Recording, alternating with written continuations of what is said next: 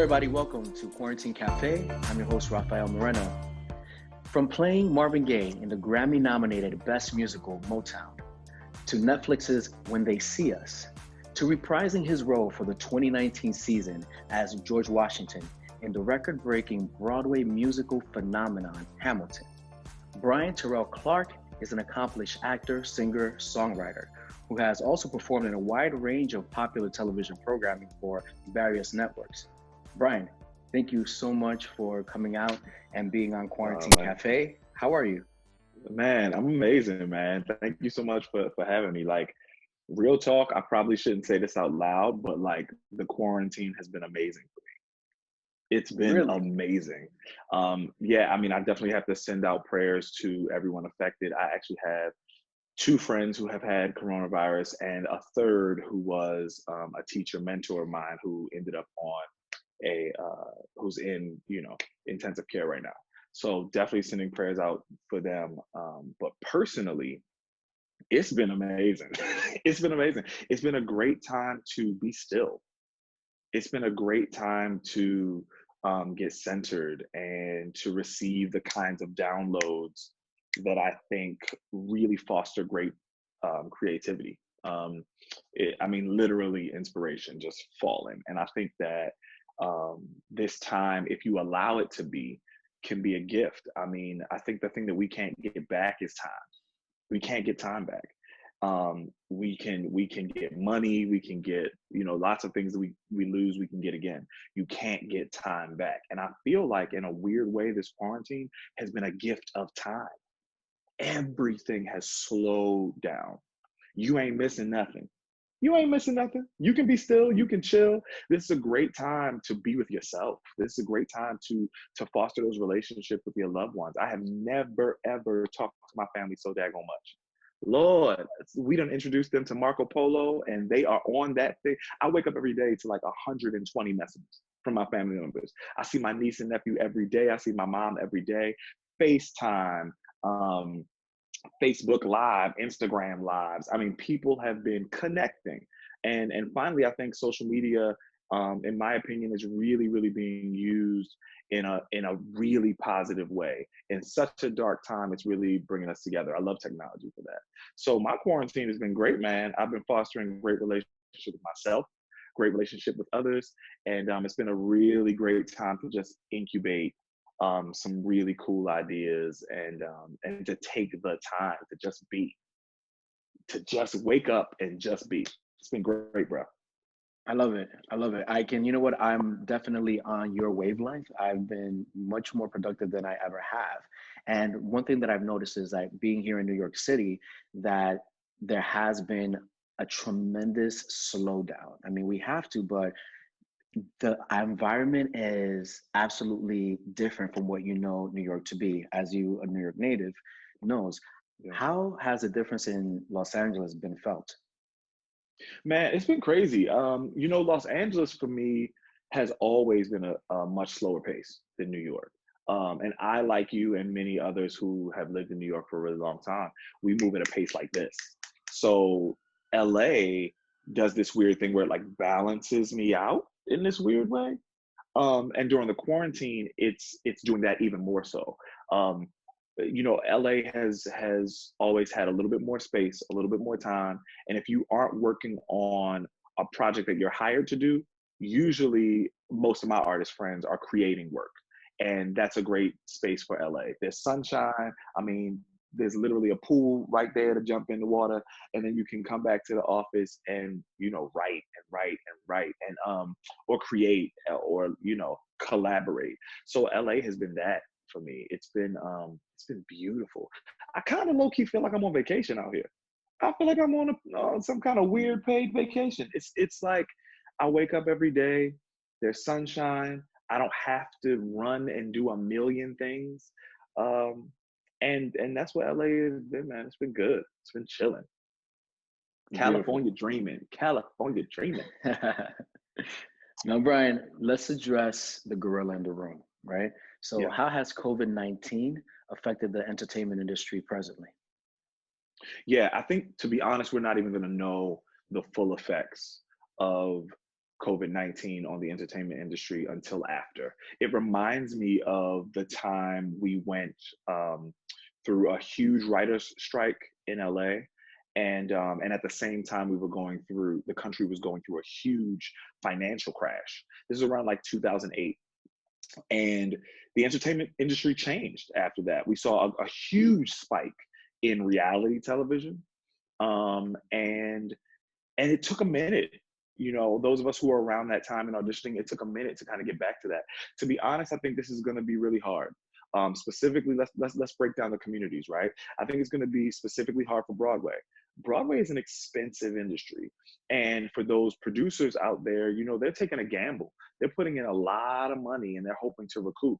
So for shows who have not recouped their money, this might be a tricky time. There are also certain shows that are really dependent on tourist dollars, and we don't know if people are going to be able to afford to travel to New York to come and see shows the way they were traveling last year. I mean, there's the health scare, of course, when it comes to jumping on airlines and things like that.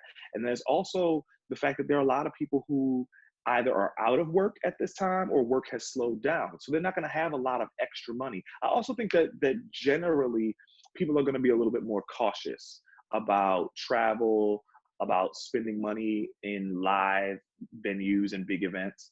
Although I think a lot of us we can't wait to just get some human contact. I do think there is going to be a little bit of a shift when it comes to where people are spending their dollars. And so that's a big prayer of mine for the Broadway community. For television and film, I think there's going to be some strong things to consider. A lot of dates have been pushed back. So there are a lot of shows that should have been filming, and those release dates are being pushed back. Some shows will not be returning. Some shows have had to end their season episodes early because they've got to just put out what they got. So it's going to be a really tricky time, I think. I'm not a network person, but I'm sure they have schedules that have shifted. If new shows were supposed to air and those shows aren't ready, what goes in those time slots? Also, there's been talk about the Olympics, which was a big thing that was supposed to happen, and how COVID has affected, us not having Olympics. I mean, we look at the Tony Awards, another hugely viewed event for the entertainment community, and it's been postponed. So I think that everything's about to change. Everything's about to change. Things that were up are about to be down. Things that were down are about to be up. We see that happening in the stock market now. I've got some pretty secure investments that I put off to the side that didn't change much, but then I decided to play a little bit. I got myself this little app where you can just, put a little money in a stock exchange and put some money in some stocks, and you can see how things are up and down. There are literally companies that were up yesterday that are down today, and companies that are really benefiting, like Amazon and I'm sure Netflix, and the things that are benefiting during this time. There's a great spike in their marketplace. So I think it's going to be a little topsy-turvy. And to be honest, Raph, it might be topsy-turvy for a minute. I don't know if we can predict exactly what the effects of this are going to be on our industry. I think that we have to look at schedules, trends changing, money that was, projected that's not going to be there. However, now let me say this on the flip side. The entertainment industry has always been moved, thrust forward, buoyant, and abundant in times of hardship because of artists, though. So while we have our concerns on the business side, artists thrive in times of hardship across the globe. This is the best time to create work. This is the most innovative time. People are going to come up with the most creative things because they just stuck in the house with nothing to do. And all that creativity has got to come out. And I'm trying to tell you, man, like I'm so excited. I've never been more excited for story, for music, for lyrics. I'm looking at people doing, silly challenges online, and some of the stuff that's coming out is like fire. It's like super, super dope. So I do think that while on the business end, there will be a huge scramble, I think creatively there will be a surge. there'll be a surge. And from, the ashes, so to speak, Phoenix will definitely rise. And, pressure produces diamonds, and a lot of people are feeling pressure right now. And so they're about to bring their A game, and we're going to see some of the most beautiful art and entertaining stories come out of this time, for sure. Yeah, I definitely agree with you. I think that in times of strife, artists definitely do step up because we are the ones that feel, we are the ones that project what's going on. We interpret the world in a way that others get it. That's the strength that we have, right? Our artistry. So now another question for you around that is, what steps do you think that Broadway and Hollywood can take in order to curtail the effects of COVID-19? It's interesting. I think that I would say from a creative space and a creative standpoint, I think they need to begin to imagine the paradigm shifting. So that's Broadway and that's television and film. I think from a creative space that we have always been behind technology. It's what happened to the music industry because the music industry was not ahead of the curve. By the time Napster hit that industry and then streaming happened, it's like from a business standpoint, the music industry kind of crumbled. And I feel that where we're headed with all of our streaming services and television and film, everybody's going to need content. There's going to be a million places to watch things, a million places to view things. And that ball has already been rolling down the hill. I think COVID-19 is pushing it even further. I think people are going to spend less money going to movie theaters. I think people are going to spend a lot more time viewing movies from home and on their devices. And I think that we've got to find ways to really monetize the streaming space, and also as creatives not to kind of miss out, because I feel like we miss out once we miss the curve. So we get these contracts that we think, oh, this is new media, nobody's really watching it, we'll make it so much less than what you would get paid if you were doing a network show. So cool, we'll say okay with that. And then before you know it, people are watching things that are streaming way more than they're watching network things. So I think we got to get ahead of the game. We got to get ahead of the curve as opposed to chasing behind it. I think that that's what we all need to do. After we've passed the stage of infection and we've created some type of normalcy in our lives, right? Created some kind of routine, it's going to be really exciting to see really what comes up and the new markets that are now going to form, because as we know, in order for something to be born, something else has to die. Yeah. And we're in that space right now where a lot is dying, and not just people. We're talking about systems, industries, the way that Yes. we think and we relate to one another. And there's going to be a rebirth as to how it is that we communicate with just each other as humans, right? I just want to leave you the floor. And what would you want to impart on our audience? What's a message Wow. of hope, or just from your heart, what comes up? I think just to piggyback on what you said, I think there is a lot of death that's happening right now. It's so funny that you said that. I've been waking up really early because I have a new puppy. So I've been waking up. She's been waking up at like 7 a.m. And I wake up, I take her outside to use a potty. And I've been looking up the last couple of days, and I've been seeing a humongous, huge black crow. And we all know that crows represent death. But it's interesting because I've not been feeling any foreboding, any negative feelings when looking up at this crow the last few days. What I feel is exactly what you said, brother. I feel new birth. And I think what I would want to impart to anybody out there is to allow the old things to fade away. This time has been gifted to us to allow the old to pass away and to understand that when things die, that they take new form, that energy never really disappears. It just becomes and shifts into something else. And I think that we all need to let go of fear. We all need to let go of doubt. Everything is going to be okay. It's just that things are changing. Things are shifting. And change and transition can be hard. And change and transition can be difficult. And I would say you've been gifted the time to examine how you personally deal with change. how you personally deal with transition. I would encourage everybody out there, and I'm a church boy. I grew up in the church. My mom's a minister still. I would encourage everybody to spend some time, some real time, praying and meditating, because I think that what we need as a global community is innovation. What we need is inspiration. I literally have been walking around with this cup that says inspire. We need to be inspired from within. We don't need a whole bunch of copycats. We don't need a whole bunch of I've seen it before. We need all of you with those small ideas that you've never spoken. We need you to cultivate those things.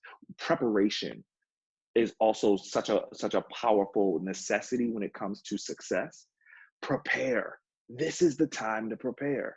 A lot of people want to jump out and do stuff now, and I think if you've been sitting back, this might be your platform. It might be time for your podcast. It might be time for your interviews. It might be time for you to get on IG and all those spaces and share your ideas. But for those who don't feel the unction to do that in this moment, prepare.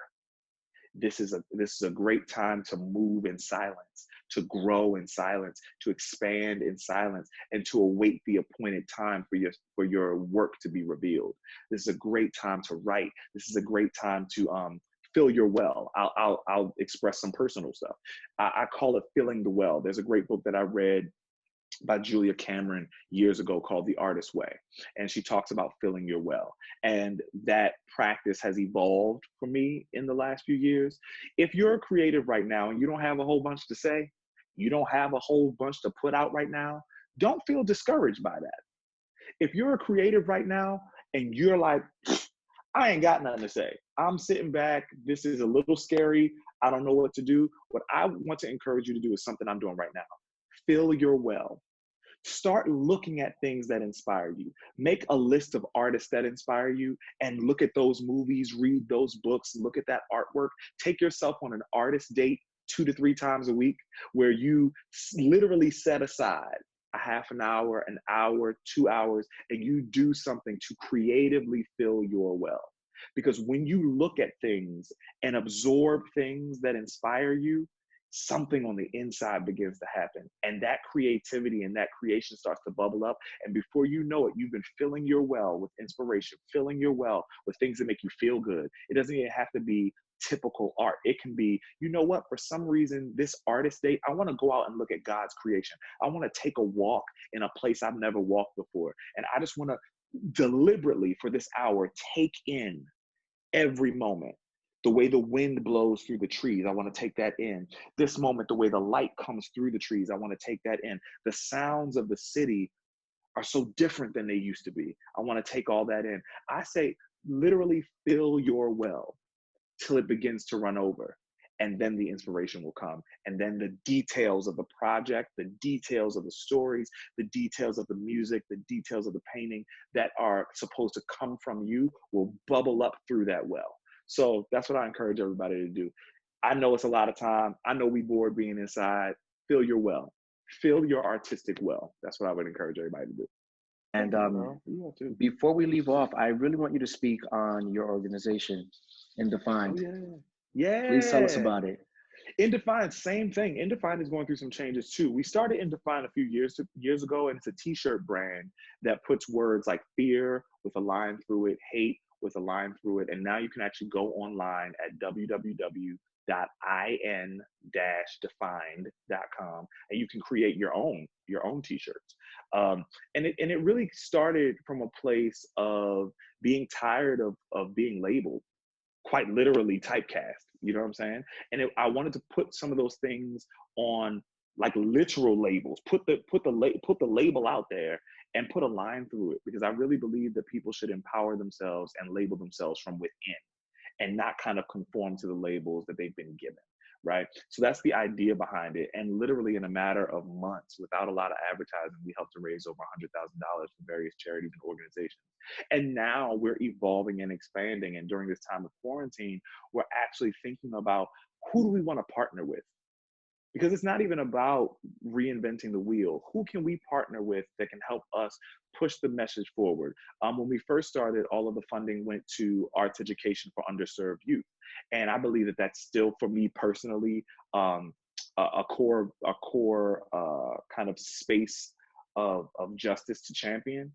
There are a lot of young people out here who don't get the opportunity to have their voices heard. And for me personally, the arts gave me that. I was a really shy kid. I was completely silent almost through the entire time in middle school, and music and acting gave me a voice. And I want to give that to young people. And arts are the first thing they cut. When funding gets tight, arts are the first thing to cut. And now during the quarantine, arts are keeping you alive. While y'all are sitting at home with nothing to do, it's artists and their stories that are keeping your families entertained, that are giving you something to do, that are bringing everybody together. And so I want to, support it and expand it for every young person on this planet. And that's where Indefine is focusing and shifting on ways that we can expand during this time. So check us out, man. Indefine. You can also check us out on Instagram at @BeIndefined. It's all about defining yourself within, you know what I'm saying? Bryan, thanks again so very much. And for all of you who want to get in contact with Bryan or Indefine, all of the information is going to be listed in the description below. All right. So, Bryan, thank you so much and keep strong, man. Thanks so much. God bless y'all out there. Be safe. Have a good one.